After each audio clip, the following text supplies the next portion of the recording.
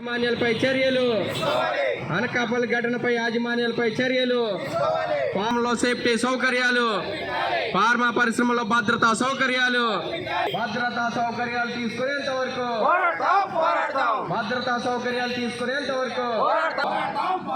Pharma పరిశ్రమలో భద్రతా సౌకర్యాలు, ఖచ్చితంగా తనిఖీలు, పరిశ్రమ తనిఖీలు, అనకాపల్లి బాధితులకు మెరుగైన సౌకర్యం, నష్టపరిహారం, అనకాపల్లి ఘటనలో చనిపోయిన వారికి నష్టపరిహారం, వైద్య సౌకర్యం, వైద్య ప్రమాణాలు, ఫార్మా పరిశ్రమలో భద్రతా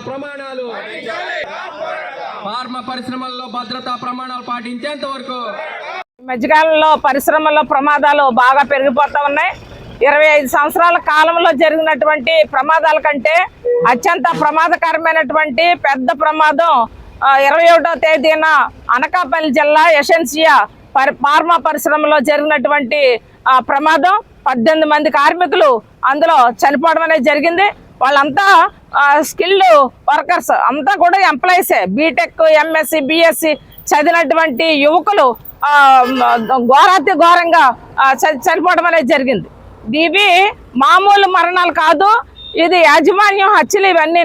ఎందుకంటే యాజమాన్యం యొక్క దుర్మార్గమైనటువంటి లాభాలు గడించడమే ప్రమాణంగా తీసుకుంటున్నాయి తప్ప కార్మికుల యొక్క శ్రేయస్సుని చూడడం కానీ, కార్మికుల యొక్క కష్ట సుఖాలు చూడడం కానీ, అసలు ఏ పరిశ్రమ ఎలా ఉంది, దాని యొక్క కాల పరిమితి ఎన్నాళ్ళు ఉందనే ప్రమాణాలు పాటించకపోవడం, అలాగే ఫ్యాక్టరీ ఇన్స్పెక్టర్ ఎప్పుడు కూడా ఆ పరిశ్రమకి వెళ్ళి ఆ పరిశ్రమలో ఏం జరుగుతుందో చెక్ చేయకపోవడం, ఏమైనా లేబర్ కమిషనర్ ఆ రూముల్లో కూర్చుని వాళ్ళకి అందుతున్నటువంటి ముడుపులు తీసుకోవడం తప్ప కార్మిక శాఖ ఉందంటే ఈవేళ మొద్దు నిద్రపోతుంది. ఆ కార్మిక శాఖ మొద్దు నిద్ర వల్లే, అలాగే ఫ్యాక్టరీ ఇన్స్పెక్టర్ మొద్దు నిద్ర వల్ల ఈ ప్రమాదాలన్నీ జరుగుతున్నాయి. కాబట్టి ఇప్పటికైనా యాజమాన్యం ఆ దుర్మార్గమైనటువంటి లాభాలు గడించడమే ప్రధానం కాకుండా కార్మికుల యొక్క ప్రాణాలను కూడా ఈవేళ పరిశీలించాలి, వాళ్ళ ప్రాణాలకి రక్షణ కల్పించాలని చెప్పేసి సిఐటిగా డిమాండ్ చేస్తా ఉన్నాం. అలాగే ఎసెన్షియా పరిశ్రమలో జరిగినటువంటి ప్రమాదానికి కారణం ఏంటి అనేది కూడా తక్షణం పరిశీలించి ఆ యాజమాన్యం మీద కఠినమైనటువంటి శిక్షలు వేయాలని చెప్పేసి డిమాండ్ చేస్తా ఉన్నాం. అలాగే ఇప్పుడే పరిశ్రమలు మొత్తం అన్ని పరిశ్రమల్లో యంత్రాల పరిస్థితి ఎలా ఉంది, కాలం చెల్లిన యంత్రాలు ఏంటి అనేది అన్ని కూడా చూడాలని చెప్పేసి డిమాండ్ చేస్తూ ఇప్పటికీ హాస్పిటల్లో ఉన్నటువంటి గాయాలు పాలై హాస్పిటల్లో ఉన్న వాళ్ళకి అందరికీ కూడా మెరుగైనటువంటి వైద్యాన్ని అందివ్వాలని చెప్పేసి డిమాండ్ చేస్తూ వాళ్ళ కుటుంబాలను ఆదుకోవాలని చెప్పేసి డిమాండ్ చేస్తూ ఉన్నాం. అనకాపల్లి ఎసెన్షియా అమెరికన్ కంపెనీ విషయంలో 18 మంది దుర్మరణం చెందారు. ఈ ప్రమాదాన్ని మానవ తప్పిదం కాదు, నివారించగలిగేటువంటి ప్రమాదం ఇది. అంటే ముందుగా జాగ్రత్త పడి ఏ పరికరం ఎలా ఉంది అనేది చెక్ చేసి ఉంటే ఈ ప్రమాదం జరిగి ఉండేది కాదు. 18 మంది ఈరోజు బతికి ఉండేవారు. ఇది కేవలం యాజమాన్యం కార్మికుల భద్రత పట్ల నిర్లక్ష్యంగా వ్యవహరించడాన్ని బట్టే ఈ ప్రమాదం జరిగిందని మేము చెప్తా ఉన్నాం. రాష్ట్ర ప్రభుత్వం కూడా దీని బాధ్యత ఉంది.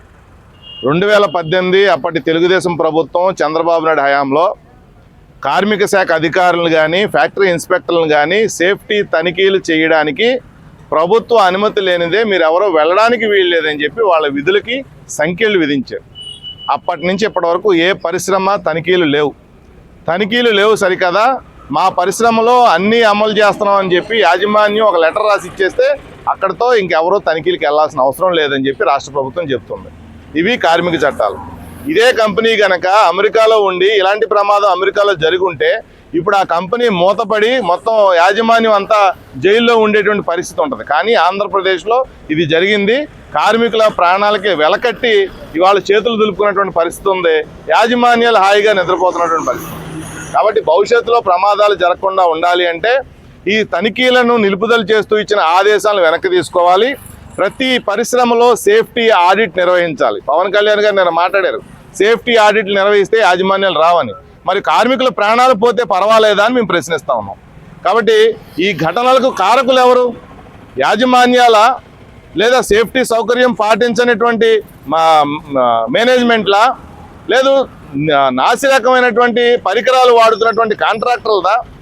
ఇవన్నీ జరుగుతున్నా చూస్తూ చూడకున్నట్టు ఊరుకున్నటువంటి రాష్ట్ర ప్రభుత్వం అందా, కార్మిక శాఖదా?